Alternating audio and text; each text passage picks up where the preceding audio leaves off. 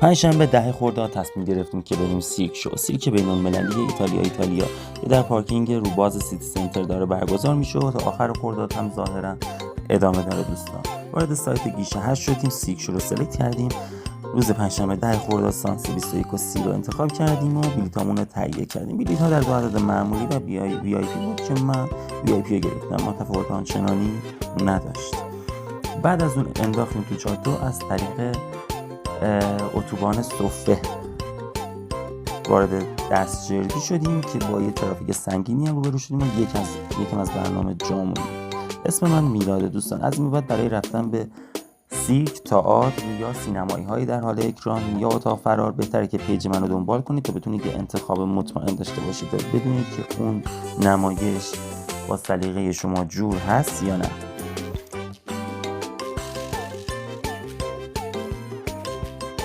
اون قسمت دقیقاً استیج برنامه بود. از این وقت فیلم گرفتم، ماشین رو پارک کردیم و رفتیم سمت محل برگزاری. من هم اصرار داشتم که میگفتم دوربین بیا و دوربین هم میومد. از نظر استیج واقعا استیج قوی داشتن، نورپردازی قوی داشتن، صدای قوی داشتن. به محض اینکه وارد شدی به ما گفتن که گوشی رو همراه رو خاموش کنیم و تو جیبمون بذاریم و ما به همین دلیل صندلی‌های وی آی پی انتخاب نکردیم و صندلی‌های بالاتر انتخاب کردیم تا بتونم این مقدار کمی فیلم بگیرم. قسمت اول بود که حالت رنجر داشت و 2 تا آقا حرکات آکروباتیک مانند این رنجر ها انجام میدادن. قسمت بعد این آقای کمدین اومد. قسمت اول که رنجر بود این مقدار جذاب متوسط رو به بالا بود. این قسمت خیلی جذابیت برای من نداشت. بعدش این آقا اومد که یه سری حرکات جذاب ولی تکراری انجام داد، چیزی که شاید بارها تو تلویزیون و جای دیگه دیده بودیم، حالا با توپ، با حلقه یا چیزهای دیگه انجام داد. دوستان اینها در حد خیلی کوتاه، این سی حدود 3 ساعت طول کشید و من فقط در حدی که بتونم معرفی کنم فیلم گرفتم. برای همین صندلی‌های وی آی پی انتخاب نکردیم، اصلا منظور اسپوی شدن نیست. بعد از اون من رفتم پاپیلا زارت مکزیکی و یه دونه آب معدنی خریدم به ارزش 160,000 تومان که پیشنهاد می‌کنم اصلا از این جوجا نخرید. بعد این آقایون شکلاتی اومدن که ظاهراً ایرانی نبودن، یه سری حرکات این شکلی انجام دادن، بیشتر قیافه‌شون به آفریقایی می‌خورد. قسمت جالب و جذابی بود. بعدش هم آتیش روشن کردن. من بیشتر رقصشون رو دوست داشتم. این نور سبزی که میبینید اینا تذکریه که فیلم نگیره. بعدم این آقا اومد که میگفتن در برنامه عصر جدیدم شرکت داشته قبلا و اولین نفری بوده که حرکات آکروباتیک پروازی رو انجام داده تو ایران و خدایش هم جذاب و جالب بود.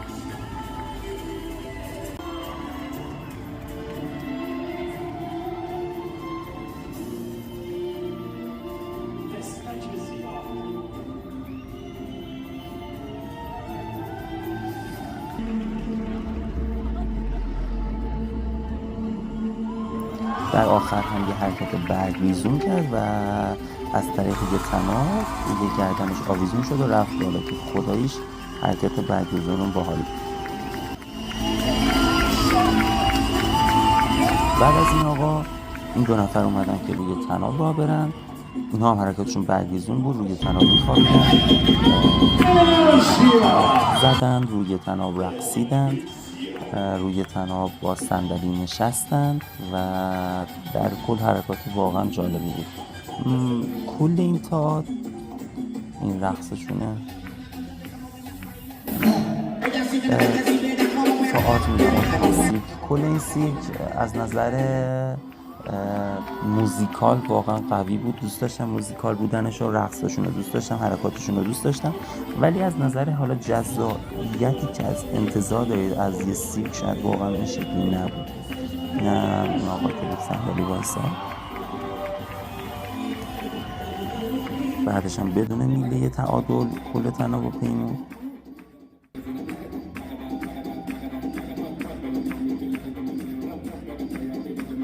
این هم از طنابش.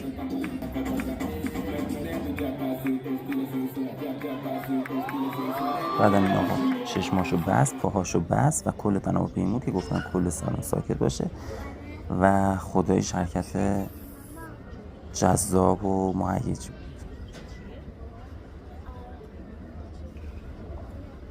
بعدم اومدن این شکلی تشکر کردن و رفتن.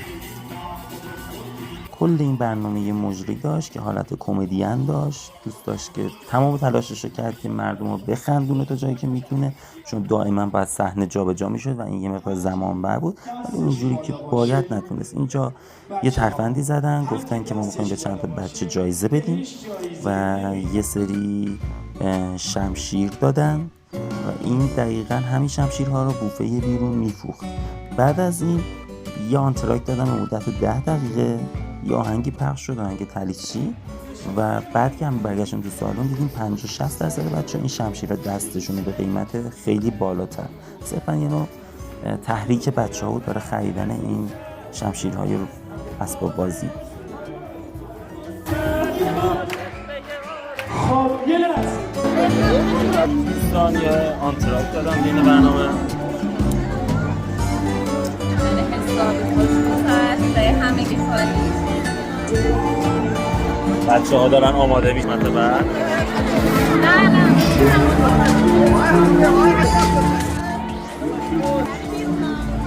نظرت کنیسی که من سرت چی بود؟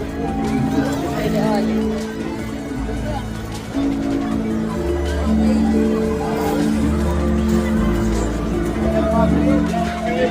حتما بهتون پیشنهاد میکنم، حتما.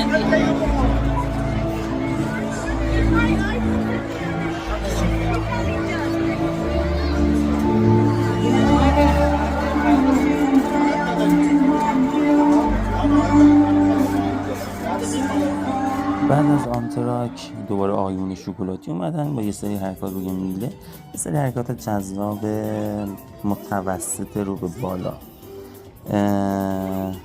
اینجوری جذب میکردم. بعدش این آقا اومد با سگش که من قسمت خیلی دوست داشتم چون واقعا سگ بالی داشت و کلا چون حیوانات دوستان هر خصوص سگ و این قسمت خیلی دوست داشتم و واقعا باحال بود.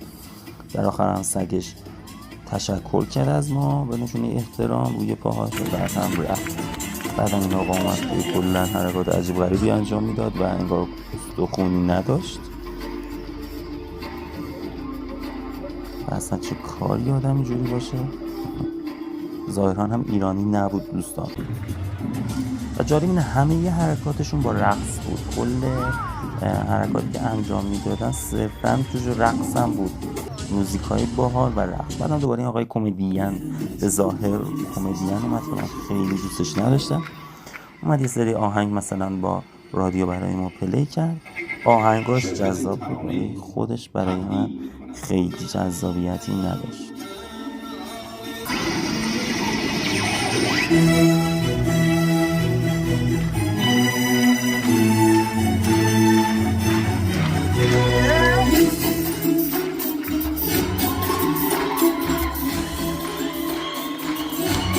بعدش هم آقا اومد رادیوشو انداخت تو صفحه‌اش، درشو بست و این قضیه رو فیصله داد. برای منم خوشایند بود، ترجیح دادم این آقا بره. و در آخر هم گوی مرگ رو آوردن، قبلا دیوار مرگ میرفتیم، حالا خودشون میگفتن گوی مرگ که یه موتور سوار میرفت داخلش و خداییش حرکت تجویزون و باحالی بود چون که در همه جهات میرفت. از این نظر واقعا باحال.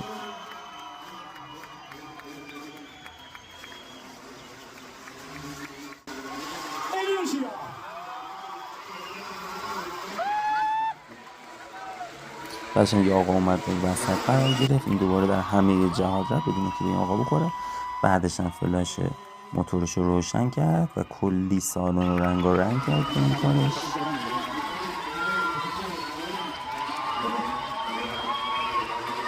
در آخر هم تمام افراد مسئول و کسی که حرکت زده بودن اومدن و از اون برم رفتن. در آخر هم این مجری که من خیلی با حرفاش نخندیدم ولی خودش خیلی تلاشش رو کرد، یعنی همه جور مایه گذاشت، داشت حرف میزد که اومدن بردنش. بعدم این آقای قد کوتاه که یه سگم داشت اومد دست بگیره سالونو که عنوان نمایششون اومدن و ایشون هم بردن. تا بدودی دیگر گود بای.